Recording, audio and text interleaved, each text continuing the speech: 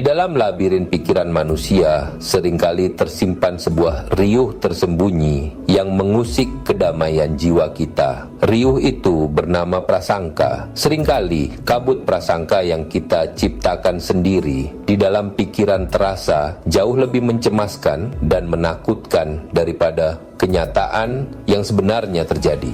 Mari kita merenungkan fragmen perjalanan rohani yang tertulis dalam kitab Kisah Para Rasul 27 ayat 28. Lalu mereka mengulurkan batu duga dan ternyata air di situ 20 depa dalamnya. Setelah maju sedikit, mereka menduga lagi dan ternyata 15 depa.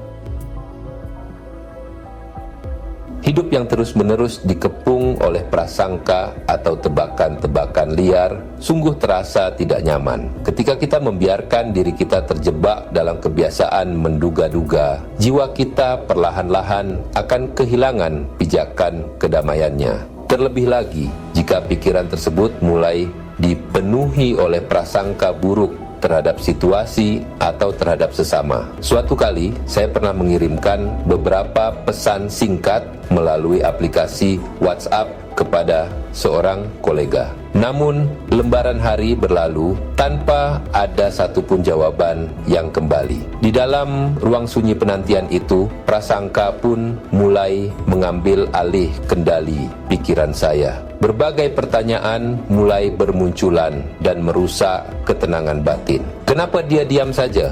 Mengapa dia mengabaikan saya? Apakah ada perkataan saya yang salah?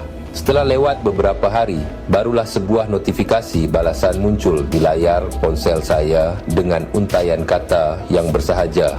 Maaf, saya baru saja kembali dari perjalanan di negeri Cina. Selama berada di sana, aplikasi WhatsApp saya tidak dapat aktif karena lingkungan di sana mewajibkan kami menggunakan WeChat. Seringkali kita terlalu terburu-buru merajut kesimpulan sendiri hanya berdasarkan seutas prasangka yang rapuh. Tragisnya, pola yang sama seringkali kita bawa ke dalam kehidupan rohani, tepatnya di saat kita sedang berlutut dan berdoa kepada Tuhan. Ketika doa-doa yang kita naikkan di malam yang sunyi belum juga mendapatkan jawaban yang nyata, ego kedagingan kita dengan cepat membangun prasangka negatif kepada Allah. Atau kita mulai mengarahkan mata penghakiman ke dalam diri kita sendiri, seraya menduga-duga dengan cemas. Apakah Tuhan sengaja mengabaikanku? Ataukah ada dosa tersembunyi yang sedang membentengi dan menghalangi doa-doaku? Padahal kenyataan di dalam kedaulatan Allah sungguh berbeda. Dia tidak pernah menutup telinganya. Allah kita hanya sedang menunggu momentum dan waktu yang paling tepat untuk mengalirkan jawaban doa yang terbaik bagi hidupmu.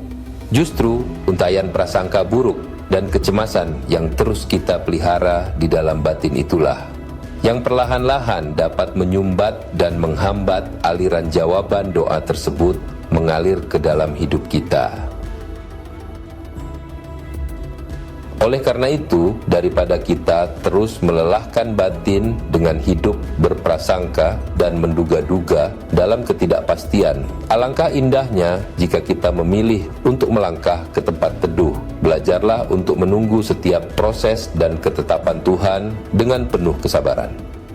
Sambutlah setiap hari dengan hati yang beralaskan rasa syukur yang murni, sembari menanam keyakinan yang kokoh di dalam jiwa bahwa di tangan Tuhan yang Maha Tahu segala sesuatu yang sedang terjadi hari ini, baik ataupun buruk, pasti akan mendatangkan kebaikan yang indah pada akhirnya bagi setiap kita yang mengasihinya. Tinggalkan prasangkamu dan mulailah bersandar pada kesetiaannya. Amin.